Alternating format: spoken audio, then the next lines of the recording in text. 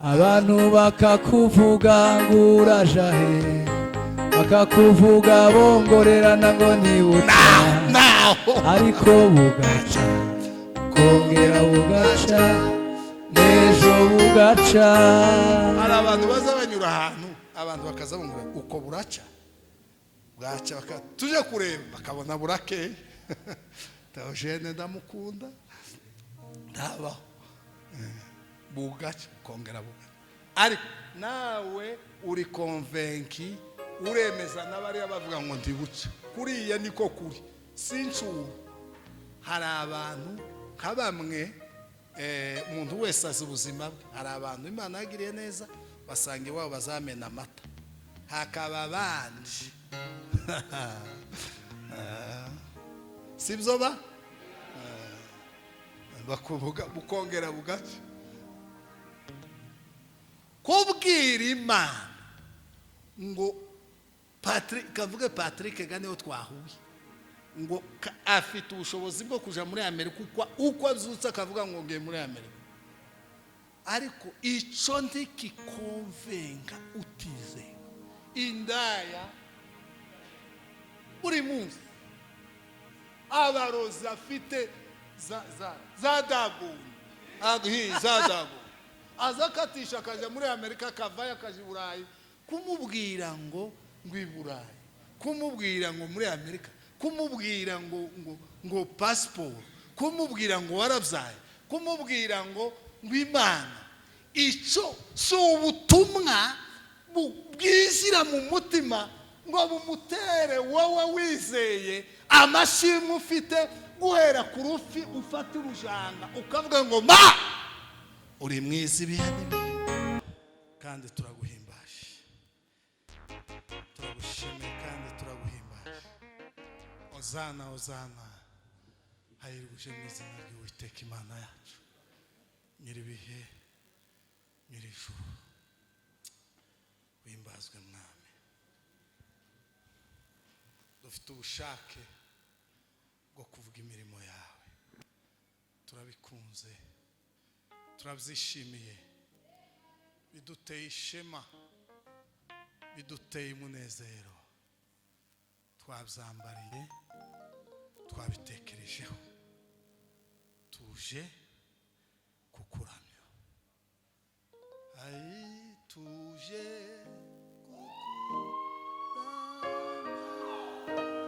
kukuramya, tuje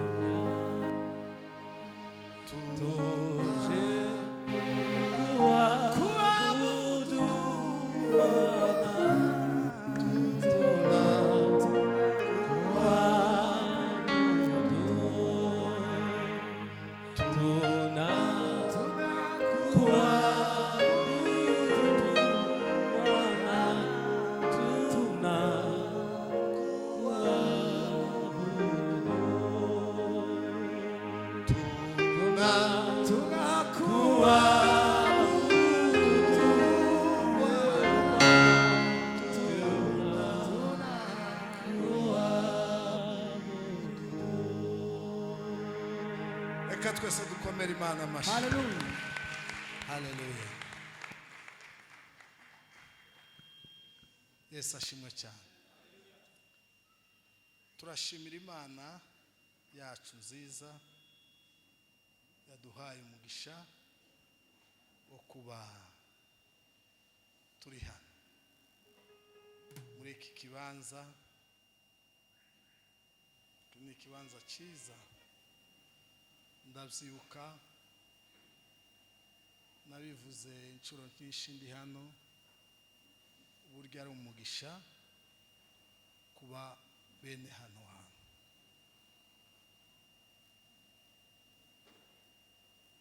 Kubera ko tuza nta mafaranga yo kwijira twatanze, tutashatse visa ngo yo kuza mu ikanisa. Urabona ingene za viza zitugora cyane. Ushaka viza kuja muri Amerika, muri Australia ni Burayi, uzi ingene bazatujwigiriza bari abavandimwe bacu. N'uyibonye mugani umuyobozi wa gahunda agakotera igiterane agashima Imana. Cyo ni ikintu kiba gisobanura ko ni ikintu kiba kivuye kure cyane. Niko isi bari bene data basekuru babo batekereje cyane, bakora ibintu byabo babikora neza. Twebwe basogokuru batekereza nkabo, none ibintu byaratugoye, tuba dushaka kuja iwabo byibura ngo tumererwe neza. Niko bimeze. Basekuru batekereje cyane, bakora ibintu byabo neza. Twebwe basogokuru babitekereza neza, ibintu bigenda bituvanga. None kugira ngo umugeri wabo so tuvuga twese ngo Imana yamugiriye neza, kandi hose ni mwisi.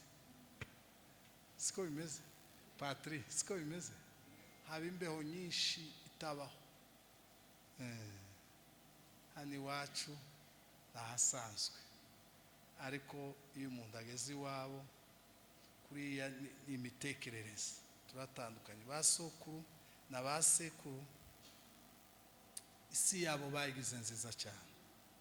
Basogokuru tibabikoze, tibabihishuriwe mu buryo yaba kuza hano mu rusengero. Nicyo narimvuze, uburyo bwo kugira ngo bibanze bikugore uzusaba uhakanirwe, ubisengere byange, uje gusengesha tibikunde, bikugore. Twabona umuntu atubutse hano mu rusengero akarambura amaboko akavuga ngo Mana uri igitangaza, no tuzatwamatuza gusa tukavogera mukagira ngo birasanzwe. Bwira mugenzi wawe ngo ntibisanzwe. Nubwo tutaza tuzaka ngo tubibure, umuntu akaza ukamuza, waba bitekerejeho cyangwa utabitekerejeho, ukaza gusa kubera ko wabimenyerejwe n'ababyeyi, kubera ko bavuze ngo dufite umukutano w'urubyiruko, bavuze ngo dufite umukutano w'abamama, dufite igiterane cy'ikanisa cya Noeli, tukaza mukabona tugeze hano nta kindi kintu cyabaye, nta musako, nta nukuza gusa, ukamuza gusa mukagira ngo ibi bintu, tukagira ngo ibi bintu ni ibisanzwe. Nitugera iriya kwa Data mu ijuru tuzabona ko atari ibisanzwe. Amen. Reka dushime Imana ko yatugiriye neza, tukaba turi hano twese. Dukomere Imana amashyi. Imana ihimbazwe. Bivuze buke, reka nabirekeraho, ariko Imana ishimwe cyane kuba muri iki kibanza bene data. Nubwo tutabisabira viza, nubwo tutabyishurira, nubwo ari byo byoroheje kurusha ibindi byose, ariko niko bisa naho bimeze, ariko siko bimeze. Hari indirimbo nkunda cyane y'ubwenge. Ese era genereta cyangwa ni kaosha? Muri Kenya ni heza. Hari indirimbo ikomeye cyane, ariko ni nk'ibi nyine byo mu ikanisa. Yaravuze ngo uyu mwana w'uruhinja ninde, ngo wabyawe kera, kubyarwa n'umukene tibiteye ishema. Uyu ninde ngo wagize gute, wabyawe n'umukene. Kera umukene ntagira igikundiro, ntagira ijambo, uragatsindwa iteka ryose. Ariko uyu wabyawe n'umukene, ngo aryamye mu kiraro cy'inka. Mu kiraro cy'inka, inka ni nziza, ariko aho ziba nuko zibayeho tiyaba fresheri ico reka ngirekeraho kiraro cy'inka umwana byawe n'umukene uryamye mu kiraro cy'inka nk'uko kwicumbi ryagize byarabuze ariko igita ahantu ngo ni umuremyi wese yose mwumve sasa ibi bintu mwabana uyu wabyawe n'umukene kandi yabyariye mu kiraro cy'inka ariko ubwenge aho buri ni umuremyi wese yose. Imana izidufasha gutekereza ahantu tuba twageze imbere ya data wa twese tukagira ngo ubwo tutashatse biza nk'iy'abanyamerika cyangwa abanyaburayi cyangwa biriya bihugu bindi tukaza gusa tukagira ngo harasanzwe haraho biraho. Imana zaduhishurire hano tuhamenye tuhakunde n'iryo pfundo ni umuremyi. Uyu mwana nubwo iwaba ari abakene Imana yamwije mu bakene kandi ahantu yavukiye ntihateye ishema ariko ni umuremyi. Yego Imana izidufasha tumenye hano hantu tugashika hano ngo turangare tuhamenye tuhabyaza umusaruro. Yesu ashimwe.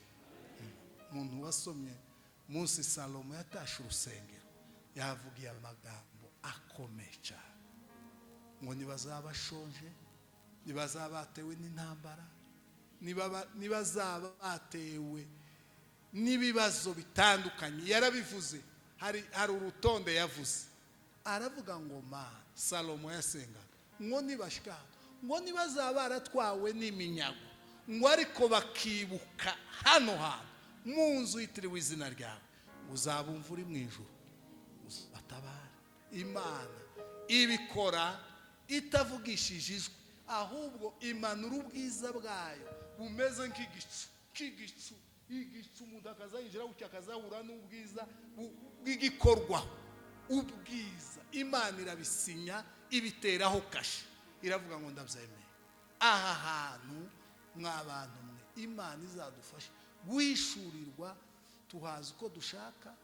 Ni umugisha twahawe tukaza igihe tubiteguye, igihe tubyumva, umwanya uwo ari wo wose, ariko saha asanzwe kubera ko tuhaza buri munsi. Oya tibihagira hasanzwe ahubwo ni imbere y'isumba byose. Iwawe mu nzu nziza, mu ntebe nziza, ahantu heza, n'andi mazu tuzi yakomeye, hitwa mu nzu yitirirwa izina ry'Imana, hitwa mu nzu yawe nkawe. Ariko aha hantu mu kuhamenya ni umugisha ukomeye. Imana idufashe ikomeze iduhishurire imbere y'Imana cyangwa se kuba mu nzu y'Imana. Imana ishimwe cyane. Nongera gushimira umushyitsi mukuru wadutumiye Tubi na madamu we. Mu by'ukuri igihe mberutse hano yarabimbwiye kandi mbona birafashe biri ku mutima. Ndamushimiye kubera ko yadufashe kugera hano kandi Imana iguha umugisha. Wakoze cyane, muri abantu beza kubera ko mwazirikanye gushima Imana. Ndashimira itorero rya Hope kubera ko z'ukuri ari indirimbo y'Igiswahili ivuga ngo kushirikiana kwa ndugu kunafanya nini. Gushirikiana kwanyu, kubana kwanyu kwiza, ukuzuzanya, ukabana, ugakorana ibintu byose neza. Imana ikomeze bagira umwe. Mwakoze kumushigikira. Ari igihe umuntu azana icyifuzo mu bashumba bakakirukana, bakagitesha agaciro, ariko mwakoze cyane. mwagize neza, Imana ibahe umugisha. Ndishimira gospel, mwagize neza cyane.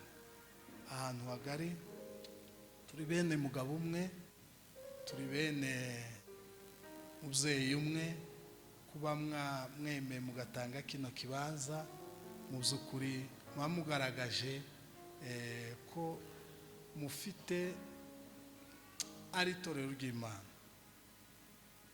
Mwamugaragaje ko igihe kimwe kera za sente zikiza, hari igihe twaza tuja gutira sente zikaba intambara zikomeye, abantu bakayubararaho, bikaba amategeko, mwashika kuri pasiteri urya akabareba kibazo, iyi ni iy'Imana cyangwa ni iy'abantu. Habe ni iy'abantu, uburyo bw'umuntu warezwe neza ugomba gusangira n'abandi, ariko mu by'ukuri biba bigaragaza ko itorero ry'Imana. Ariko nubwo tuvuka mu miryango itandukanye, ariko dufite data umwe. Amazina Hope Gospel n'aya yose aba muri Kenya n'abanyakenya bose amakanisa, amazina ni menshi, ariko twese tugira umubyeyi umwe. Rero mwabigaragaje rwose mutanze iki kibanza, ndabashimiye kandi mwitabye, muri beza rwose. Imana ikomeze ibagirire neza. Turabashimiye abashumba, mwakoze cyane. Shimiye abavandimwe bavuye i Burayi. Patrick aherutse mu Rwanda, nabonye kuri afishe mbaza tubi, namubaza ati se meze bite uyu muntu ko avuye ino vuba, muzanye gute? Otoya nyine twaravuganye, menya ko arimo kuzina. Nishimiye Patrick cyane, nishimiye mbona cyane bikomeye. N'abantu twabanye i Kigali kandi twakoranye umurimo w'Imana muri Alarme. Patrick we twabanye no mu ikanisa. Mu by'ukuri ndishimye kubana namwe hano ku Gatuti, n'abavuga butumwa beza, n'abaririmbyi beza, n'abakozi b'Imana beza. Nishimiye kubana namwe hano muri iki kibanza, muri bavandimwe bacu. Dukomere Imana amashyi, mwakoze cyane. Bya nyuma nishimiye kubana n'abashumba mutandukanye, amatorero atandukanye, mwakoze kabisa rwose, naje ndabibashimiye. Reka tuje mu ijambo, sobanure ijambo ngiye kubwiriza riragutse ko numva ryagutse mu mutima waje. Risa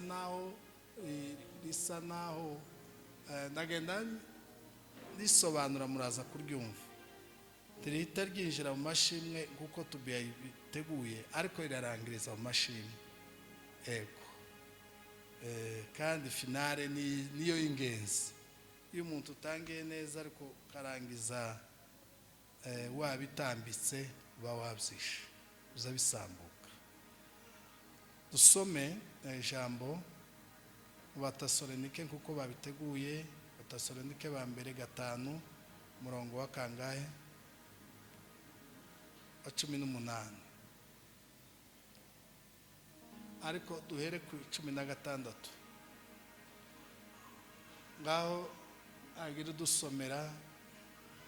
Yes. Dusome 5:16.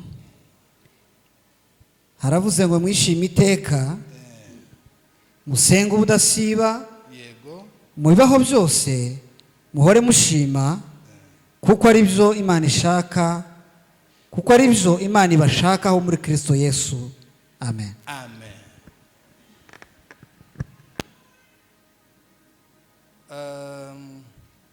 Ndongera nsome mu gitabo cya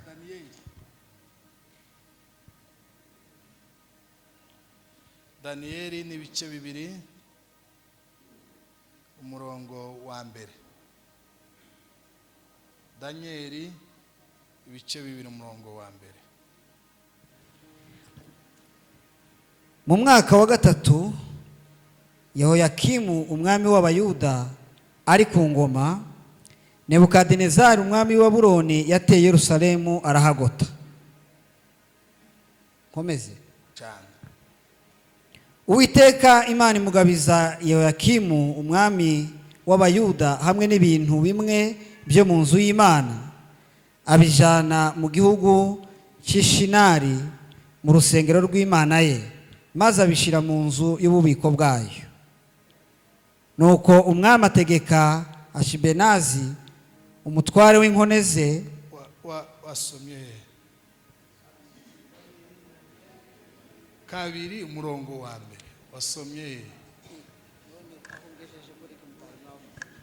ko numva ahantu yasomye ibice bibiri ku murongo wa mbere. wari wasomye igice cya mbere. ecetse ko navuze ndabizi. twagiye. Mu mwaka wa kabiri umwami Nebukadinezari akiri ku ngoma yarose inzozi. Yego. Nuko ahagarika umutima ntiyarusha aho agoheka. Umwami aherako ategeka ko bahamagara abakonikoni n'abapfumu n'abashitsi n'abakarudaya ngo baze kubwira umwami ibyo yarose. Yego. Nuko baza bitavye umwami. Umwami arababwira ati narose inzozi, umutima wanje uhagarikwa no gushaka kuzimenya. Yego. Nuko abakarudaya baherako babwira umwami mu rurimi rw'urunyarameya bati, Nyagasani uhoraho iteka ryose, rotorera abagaragu bawe izo nzozi tubone uko dusobanura impamvu zazo. Nuko umwami asubiza abakarudaya ati, nazibagiwe. Nuko nimutazimbwira ngo muzinsobanurire, muzatemagurwa kandi ingo zanyu zizahindurwa nk'ibyavu. Ariko nimumbwira izo nzozi, nzabagororera mbahe impano n'icyubahiro cyinshi. Nuko ngaho nimumbwire izi nzozi nuko zisobanurwa. Amen. Komeza. Bamusubiza ubwa kabiri bati, umwami narotorera abagaragu be izo nzozi natwe turazisobanura. Umwami arabasubiza ati, menye rwose ko mushaka kubyirengagiza kuko mubonye ko nzibagiwe. Ariko nimutamenyesha izo nzozi, mwese muzategekwa itegeko rimwe, kuko mwagiye umugambi wo kuza kubeshera imbere yanje, mukirengagiza ibyo mbabajije, ngo buzacana ayandi. Cyo nimumbwire izo nzozi menye ko mushobora no kuzisobanura. Nuko abakarudaya basubiriza imbere y'umwami icyarimwe bati, nta muntu n'umwe wo mu isi wabasha kumenyesha umwami iryo jambo, kuko nta mwami cyangwa umutware cyangwa umutegeka wigeze gusobanuza umukonikoni wese cyangwa umupfumu cyangwa umukarudaya bene iryo jambo. Icyo umwami aduhatiraho kiraruhanije, kandi nta wundi wabasha kucyerekana imbere y'umwami keretse imana zitabana n'abafite imibiri. Amen. Amen. Urakoze cyane. Somye harehare, ariko nashakaga ko nasobanura ijambo kumvikana. Iri jambo kigiterane icyo gushima Imana.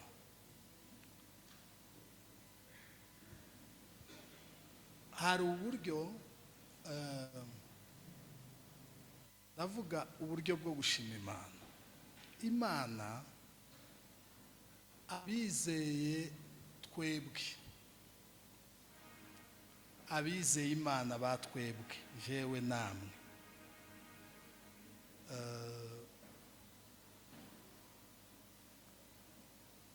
twizeye Imana, tuba turirimbira Imana, tugashima Imana, tukaramya Imana, tukayiririmbira indirimbo z'uburyo bwose. Kandi Bibiliya yavuze ngo icyo ni cyo Imana idushakaho,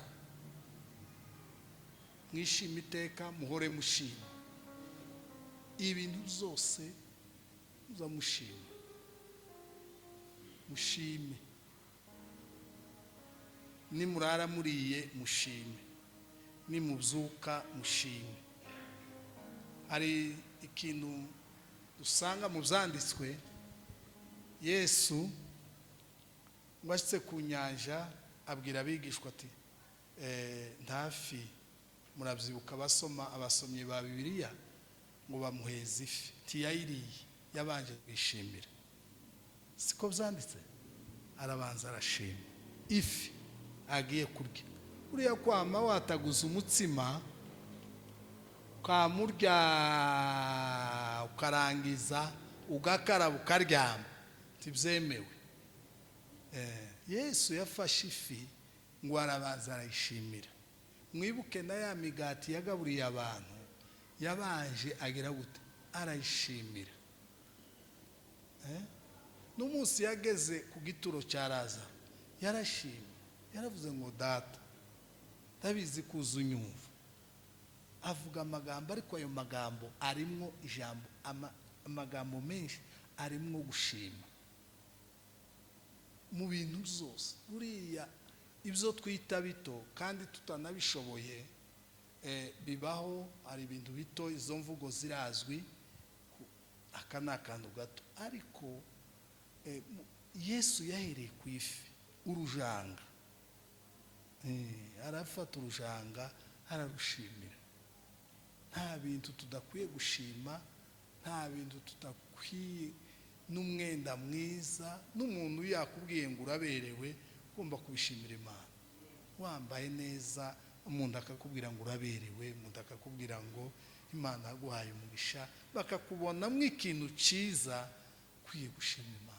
Kubaho gusa si byo, ugomba gushima Imana mu bibaho byose, mu tuntu n'utundi tuzadushima. Nibwo buryo bwiza. Imana irabikunda. Yesu ashimwe. Imana irabikunda. Ariko ndashaka rero kwinjira mu ijambo ryaje. Hari abantu batazi Imana, abantu batazi Imana. Imana yadushize mu isi iduha agakiza, turayizera. Tuyizeye, hari abantu baba mu isi y'umwijima batazi Imana, kandi abo bantu Bibiliya iravuga ngo muri umuco w'isi. Yesu yaravuze ngo ndi umuco w'isi, ariko ntiyavuze wenyine gusa, yongeye kwita abizera ngo ni umuco w'isi. Iba bizera ni umuco w'isi. Umuntu wese uri mu mwijima aba akeneye umuco ngo umumurikire akora ibintu neza. Iyo umuntu yizeye Yesu nk'umwami n'umukiza aba ari mu muco. Dawudi yabivuze neza ngo ijambo ryawe ma ngo nitabaza rigire gute? Rimurikira ibirenge. Yesu ashimwe. Iyo umuntu ari umwizera, yarizeye Yesu nk'umwami n'umukiza, hari igihe tuba bizera ariko tukabana n'abantu tugaragaza Imana turimo. Ndashaka ko ngiye kubabwira ijambo, uburyo turi abambasaderi b'Imana. Imana igomba kugaragara muri twe, ikagaragara muri twe, abandi bakayimenya nabo bakayishima. Haleluya. Nkunda indirimbo ivuga ngo rabagirana mureje izimenye ko riho ekijuru ishime Mana yacu ni nziza ikwiye gushima. Haleluya, urakwiriye. Yesu ashimwe cyane. Abagirana muri twe isi bimenye kuriho wa Mana we. Hanyuma bariya abantu n'abimana yaremye bakeneye, Imana ikeneye amashimwe.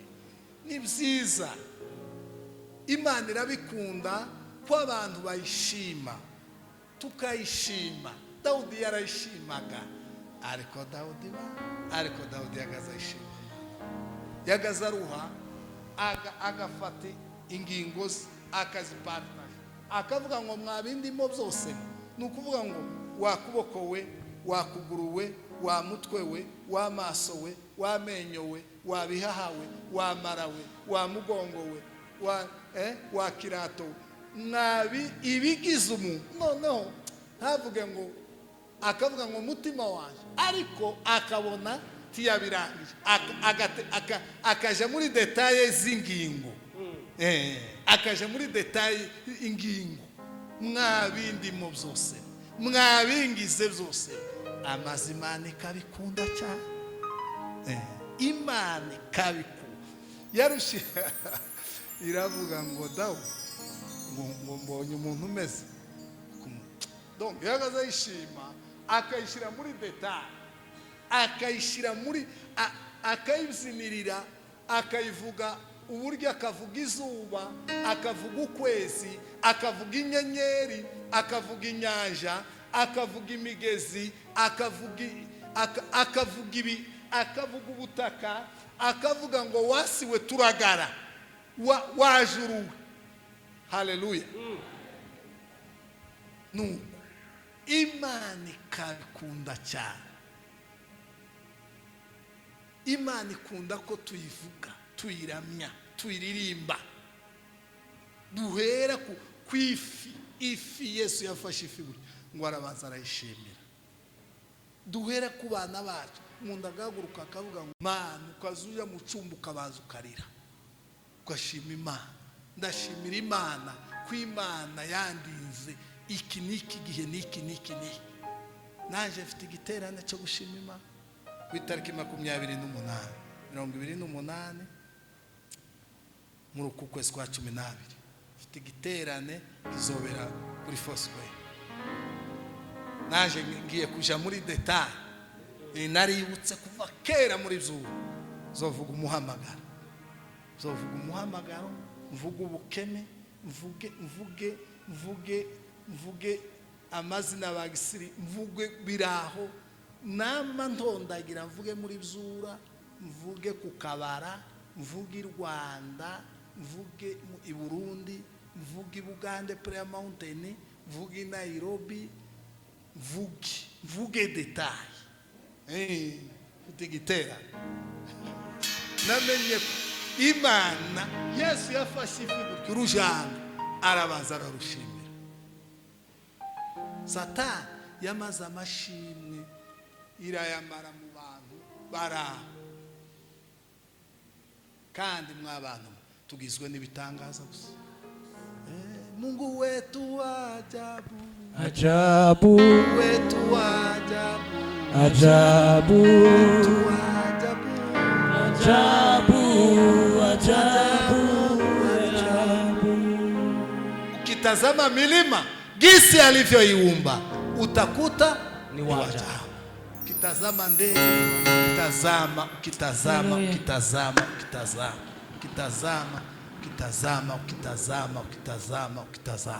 iyo urebye ukaja muri detail, ugomba gushima Imana. Yesu ashimwe cyane. Imana irabikunda, izivuga ngo no mu bibaho, donc n'igihe tutishimye ngo tuza dushimye Imana, n'igihe twapfushije ngo kubera kubikunda, n'igihe wabuze icyo ushaka ngo uzubanze uyishime kubera gusa kubikunda. Noneho n'igihe yabikoze, Satani akayananura, akamayananura, mukabona muri hano nk'impunzi ingene mumeze, mufite fresheri, nta mayibo biba hano ya bene wacu, murarya, murambaye, ko murabona mutandukanye n'abavuye i Burayi. Hari aho mutandukanye, sirikoti jewe si ishati cyo kimwe niya Patrick niya mbona ariko murebe nyene mubayeho mwamara hari abantu bikama biraho akabona gusa igihe gusa ataragerwaho ngo aje muri Amerika nibizanagerwaho Satani azofunga iryoshi azorishiraho ibariye azokubwira ngo si wewe wa mbere si nawe wa kabiri si nawe wicubi si nawe uzabanyamurenge bageze muri Amerika ngo wamujaho ngugiye gushima no irinanure ariko Yesu yafashe urufi aravuga ngo ndagushima data kubera iziruha twapfushika kavuga ngo dushime twapfushika tuba ngo nimushime nishime Uwiteka kuko ari mwiza ngo kukishe abanyage imfura zose zo ngo mushime yishe imfura zose zo mu Giputa ariko muyishime tukama tuyihimba mu indirimbo yishe imfura zose zo mu Giputa senze kurimba Papa Patrick na Mbona ariko ndavuga ngo mwishe imfura zose zo mu Giputa ni mushime tukama tuja mu kunga yo gushima kuko yishe imfura zose zo mu Giputa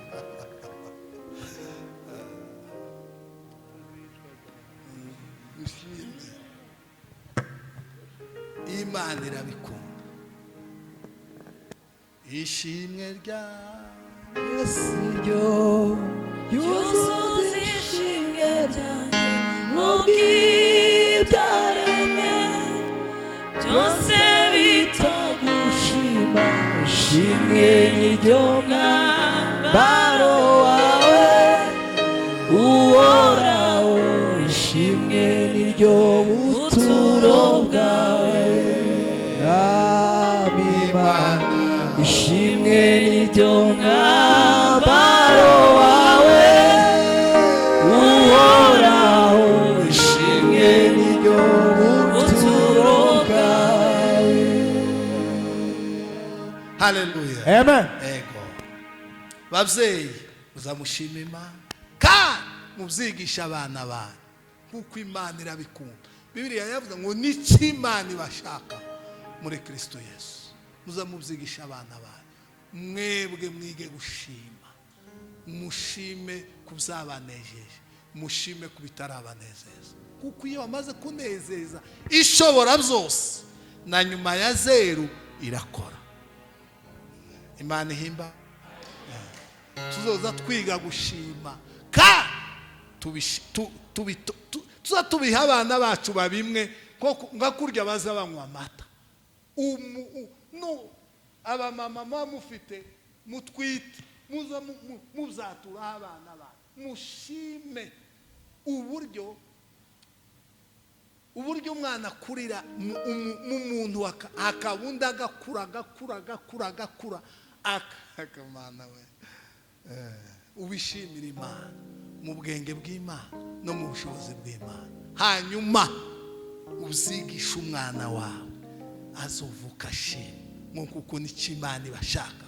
Imana irabikunda uzushima ibyakunze ushime n'ibitarakunda aho kwirirwa witotomba wirirwa usa nawe urimo gushira Imana y'imfa ahubwo mu mitekerereze yawe ushime. Hanyuma iyo washimye nkunda kubivuga cyane mu kiriyo iyo washimye Imana y'Isiraheli hari ikintu kiza ubu ukinguriye Imana umuryango ngo karibu ubu yibwiye turuzi nka kuriya hariya muri protokole barafunze. Iyo umuntu atazashima Imana ubu ufungiranye Imana hanze. Ishimwe nibwo buturo bw'Imana. Ishimwe ni Imana iba mu mashimwe y'abana banyu. Iyo utayishimye ubu yifungiranye ariko iyo yishimye ubu yikinguriye ukayibwira ngo karibu uyibwiye ngo karibu kandi ihageze ihageze n'umu authority igira ijambo rya nyuma zivuga bikaba yategeka bigakomera. Iyo uzi kwishima iyo utayishimye uwibwiye ngo ntukenewe hano mu buzima bwanje ntukenewe nicyo kudashima bisobanura. Iyo udashimye uwibwiye ngo ntukenewe kandi ubivuze utabizi ko wabivuze ubu n'iby'Imana ibona ko ubuturo bw'Imana ni amashimwe y'abana bayo, ariko uyishimye uwikinguriye ukayibwira ngo karibu papa, kandi ihageze ibyari umwijima izibihindura umuco, ibyari amarira izibihindura ibyishimo, ibyari bigoye izibihindura ibishoboka. Gushima Imana ni byiza, gushima Imana biradukwiriye, gushima Imana, Imana irabikunda. Tidushima gusa ku byabaye byiza, dushima no ku bitaraba byiza, na bya bindi bishinyitse, na bya bindi bigoye. Kandi abantu bageze ku rwego rwo gushima Imana mu buryo butangaje, aza bitangira n'ituro, ntabivuge gusa mu magambo, akabitangira n'ituro, yarangiza kubitangira ituro ubu bwiye Imana ngo karibu, kandi ihageze. Mwa bagabo mwe namwe mwa babyeyi, ihageze, ihageze. Haleluya, ihageze. Ijambo rya kabiri, iyo tuyishima, hari abantu Imana ishaka ko Imana ndishaka ngo icyo kintu tukihererane. Oya, ntigishaka ngo jewe n'abana banje ngo twihererane icyo kintu, ngo tuza hano muri gospel, nitumara gushika dusirimbe tubanza tugende gutya dutere haleluya 200 na 300. Muzi za rero zimaze guterwa muri iri kanisa ni nyinshi kabisa, muzive muza mutera hano ni nyinshi kabisa. Tubanza tugende gutya, tugende gutya, ariko umukunga ni mwiza. Iyo twahuye n'umucuranzi mwiza uzuhagurutsa abasaza n'abakecuru amaze kwabunda gusa umugabo yarize. Iyo umukunga abaye mwiza, iyo twahuye n'abana n'abakobwa n'abana n'abahungu baririmba, biraryoshe birakabaho. Ariko uwo munezero, uwo Imana ntishaka ngo tuwihererane, tibikunda.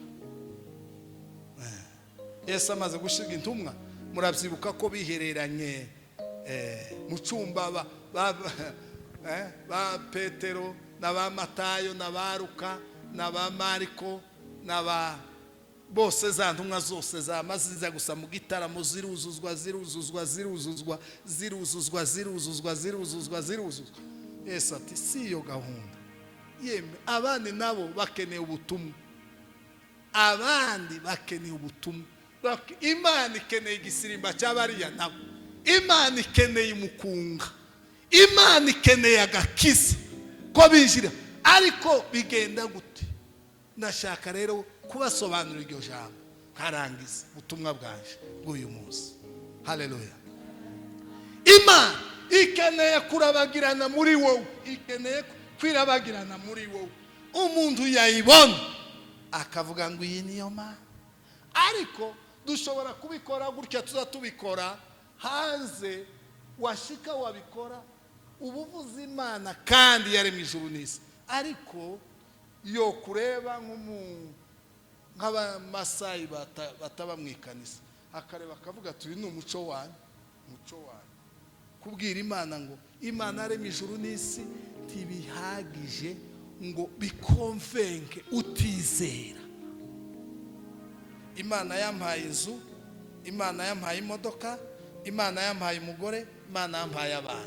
Imana abana nyuma y'imyaka 10 ntarabyara, ntibikonvenka utizera. Tuoza tubafite amashini, tuyoza hariya mu Bajyaruwa, mu Bakarenjini no mu bande no mu bapfureri iriya batagira ikanisa, wabwire ngo Imana ngo yankishije, ngo yampaye visa, ngo yampaye abana, ngo ufate ifi ngo ishime. Ibyo ni bibwire ba Kado, bibwire ba Patrick, ubibwire ba Gapapa musirimbe. Ariko utize tiyo kwemezwa ngo Imana yaremye ijuru n'isi. Wabibonye kiriya kintu kimeze kuriya ni Imana kiremye. Sekuru na sekuru niko basanze bimeze, basogokuru niko basanze.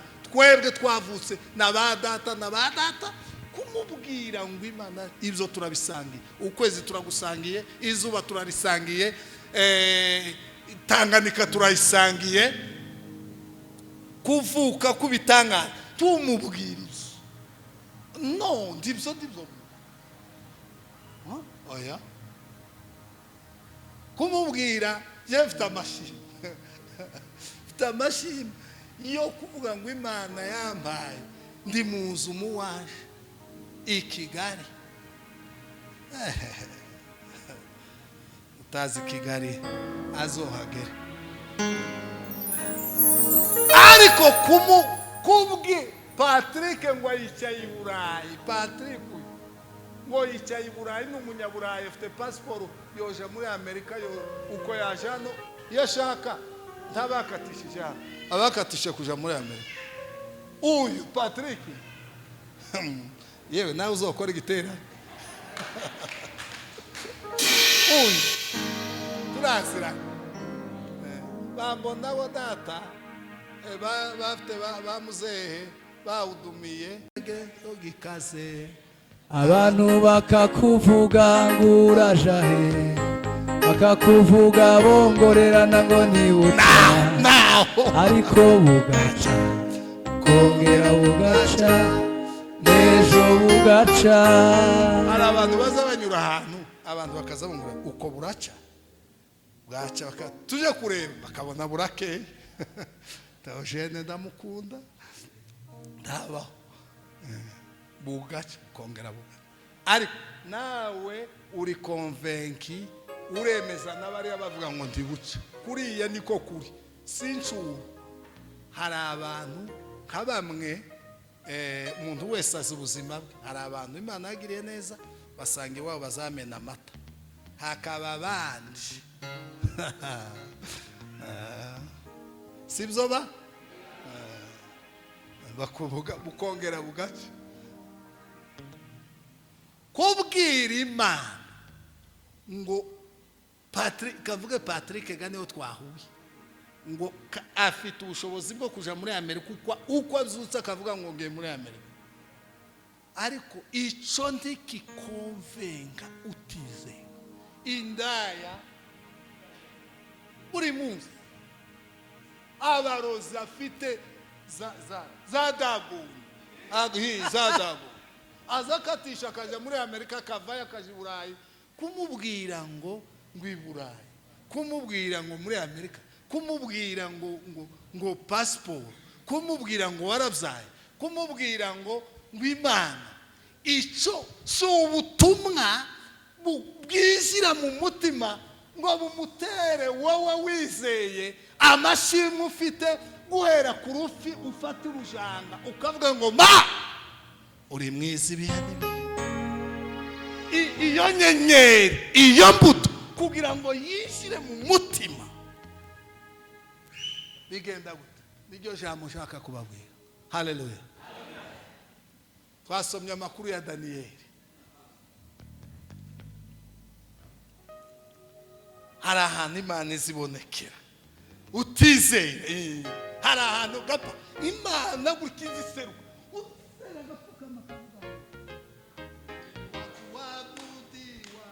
wakuheshimiwa ni wewe Mungu, wakupewa sifa na utukufu ni wewe Mungu.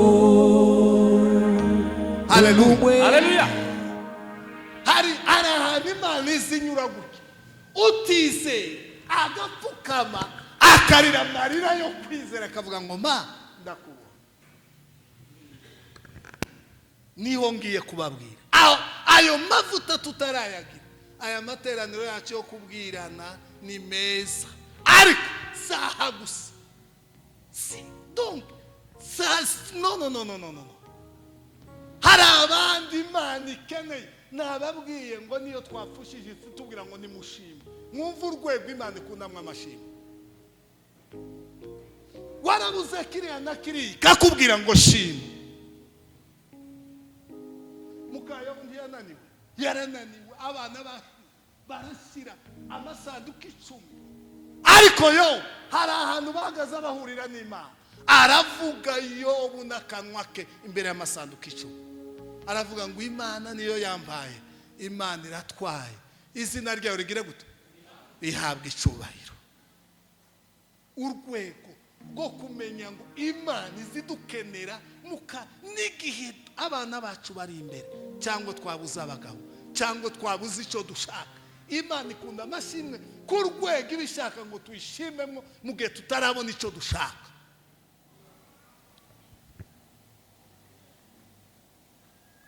Hari abantu rero isi imana itegereje amashimwe mu bantu kuko irabikunda, nicyo yaturemeye, n'iki dushakaho ko tuyishima. Tekereza n'urujanga, Yesu ararufata urufi aravuga ngo ndagushima Mana. Tekereza urufi, isambaza,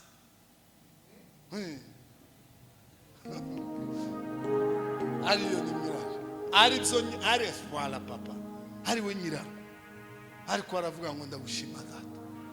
Umugati penkupe cyangwa sandwich, akafata umugati ngo agazafata ngo akawushima. Umva urwego imana ikunda ayo mashini. Sandwich penkupe. Mwumva imana urwego ikunda ayo mashini. Imbaraga zawe uhoraho, shimwe niryo buturo bwawe, nawe shimwe niryo mwambaro wawe, uhoraho, shimwe niryo buturo bwawe. Ishimwe ryanjye si ryo ryuzuza ishimwe ryawe, n'ubw'ibyaremwe byose bitagushima, ishimwe niryo mwambaro wawe, uhoraho, ishimwe niryo buturo bwawe. Ingoma agiye ube tayari. Ingoma agiye. Mwami Imana, ishimwe niryo mwambaro wawe, uhoraho, ishimwe niryo buturo bwawe. Mwami Imana, ishimwe niryo mwambaro wawe, uhoraho, ishimwe niryo buturo bwawe. Mwami Imana, ishimwe niryo mwambaro wawe, uhoraho, ishimwe niryo buturo bwawe. Ishimwe ryanjye si ryo ryuzuza ishimwe ryawe, n'ubw'ibyaremwe byose bitagushima, ishimwe niryo mwambaro wawe, ishimwe niryo buturo bwawe. Mwami Imana, ishimwe niryo mwambaro wawe, uhoraho, ishimwe niryo buturo bwawe. Zamura amaboko duhimbaze iki cyubahiro. Haleluya, haleluya, ego.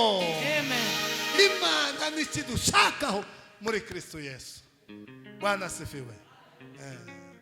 Ariko hari igihe tubivuga abatizera ntibabe convaincre. Iryo jambo ngiye kurangirizaho. Ariko hari ikindi gihe umwami yarose zose, arota inzozi, twese tuba turota, nawe wararose, naje nararose, abantu bazabarota kandi bazarota ibintu bitandukanye. Arota inzozi umwami Nebukadinezari ngo arangiza arazibagirwa, kandi ntibibaho cyane, yamazibagirwa zirafutika mu mutwe, ariko ngo zimuhagarika umutima, zirahagarika umutima gutya urahagarara, arananirwa, ibiryo biramunanira, ubuzima burahagarara. Hari ikintu kiza gihagarika umutima w'umuntu ukaza wumva ugiye gupfa kubera stress, hari ikintu wahuye nacyo.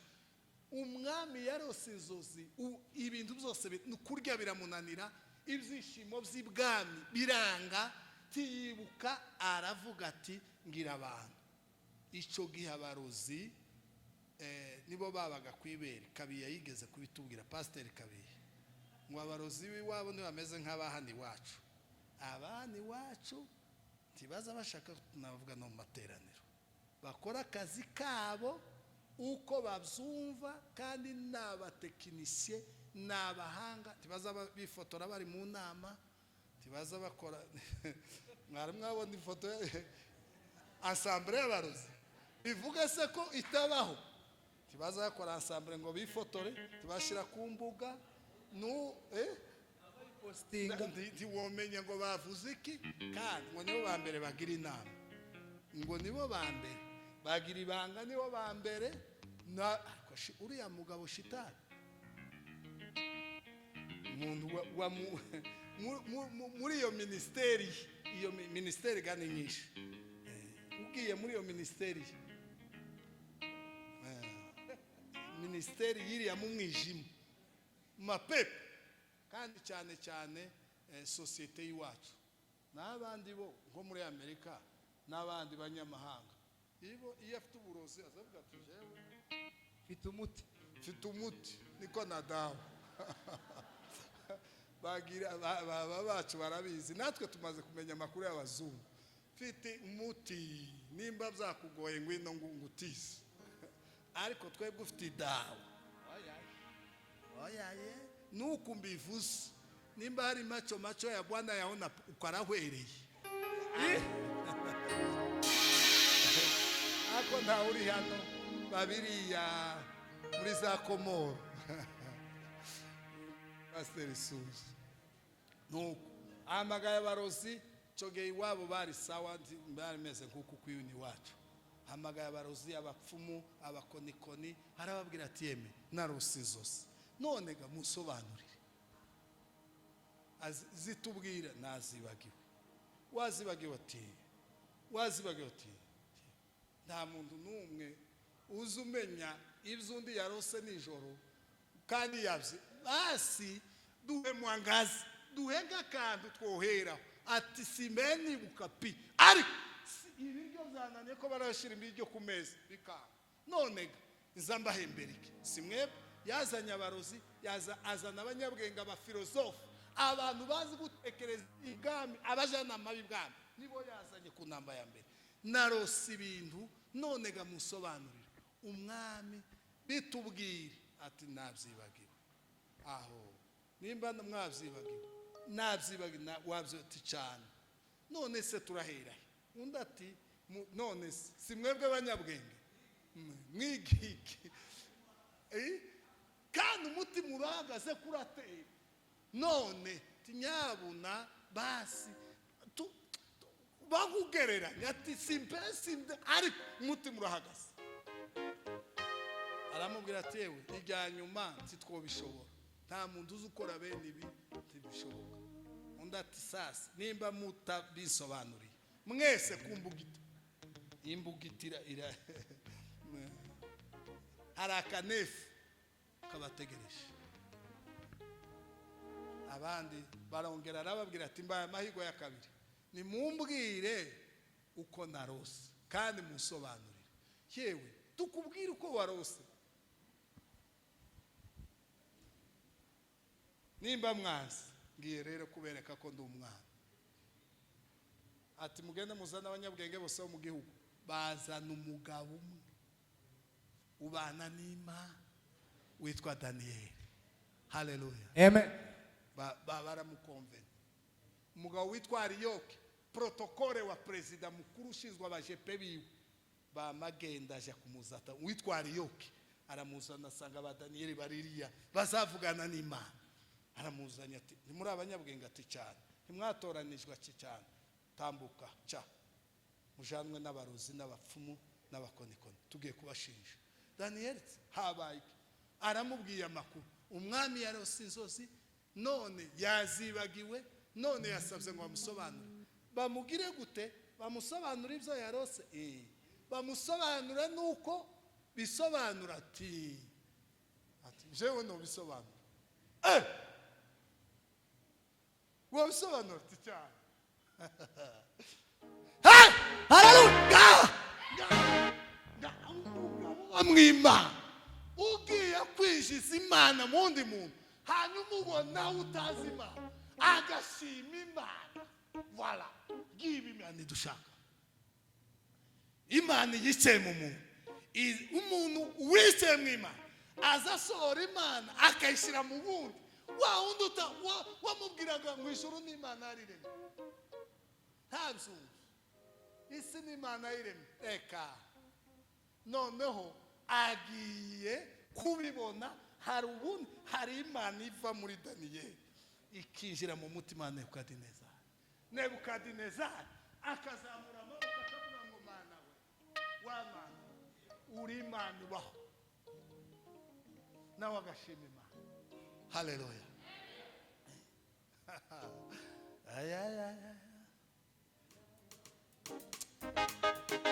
Mwambaro wawe uhoraho, shimwe n'iryo buturo bwawe. Mwami Imana, shimwe n'iryo mwambaro wawe uhoraho, shimwe n'iryo mwambaro wawe. Mwami Imana, shimwe n'iryo mwambaro wawe uhoraho, shimwe n'iryo buturo bwawe. Wayikuyemo gareka, wari wayishizemo kera wanzamuye bamuyikura, nicyo wakwikura. Nuko tuvuge ngo haleluya. Twara ariyo kitwara, twara jewe mfite imana y'Abaheburayo, imana yaremye ijuru n'isi. Iyo tuvuga ngo imana yaremye ijuru n'isi timuza mu byumva. Imana iziremera umuntu mu wundi timuza mu byumva. Imana yaremye inyanja n'inyoni n'ibisiga n'ibindi byose timuza mu byumva. Ari hari ahantu imana iri bunyure, umwami agapfukama akazamura, aramutwaye imbere y'umwami, aramubwiye ngo uyu ni umunyagano wo mu Baheburayo, ariko yambwiye ngo yo kubwira ibyo warose akanagusobanurira. Arahindukirana ngo aramureba, urinde papa, ndi Umuheburayo, ndi umunyagano waje muri iki gihugu cyanyu, mwaratunyaze iwacu aho kagira inkuru. Haleluya. Hanyuma no kubwira ibyo warose ukabibwira neza ati cyane bye, ati cyane ndabikubwira, ukambwira n'icyo bisobanura ati cyane ngambwira. Yama amuhera ijambo kurindi, aramusobanurira. Umwami ubwenge burashira, aramubwira ijambo twasomye, aramubwira ngo mwami, singiye kukubwira ibi nk'umunyabwenge, si ibindi bizabyigwa mu ishuri, ibi si matematiki, ibi si filozofi, nta n'umurozi wobikora, nta n'umupfumu wobikora, tibibaho. Ibi ndibiza bikorwa n'abafite inyama n'amaraso, ahubwo ibi biza bikorwa mu ijuru. Imana ikabidukurira mu ijuru kuko Imana igenzura ibintu byose. Imana izifata ibintu byose irabikontorora, izimenya ibyo twarose n'ibyo twibagiwe n'ibyo twibuka, ikamenya n'icyo bisobanura. None ga mwami arasobanura neza uko umwami yarose. Ndagira ngo dusome ijambo rya nyuma, uburyo umwami yavuze, uburyo yashimye Imana. Soza isomo ryaje ko ndoba ndangije yagisigaye, nta mayiza muzomuhabwiriza kuzageza dushoje. Isomo rya ndashimye, ibindi twama tuja muri nta mayize tuza tumuha gatatu, nibyo byiza, abwiriza inshuro 3. Mwami Imana, shimwe n'iryo mwambaro wawe, shimwe n'iryo buturo bwawe. Mwami Imana, reka dusome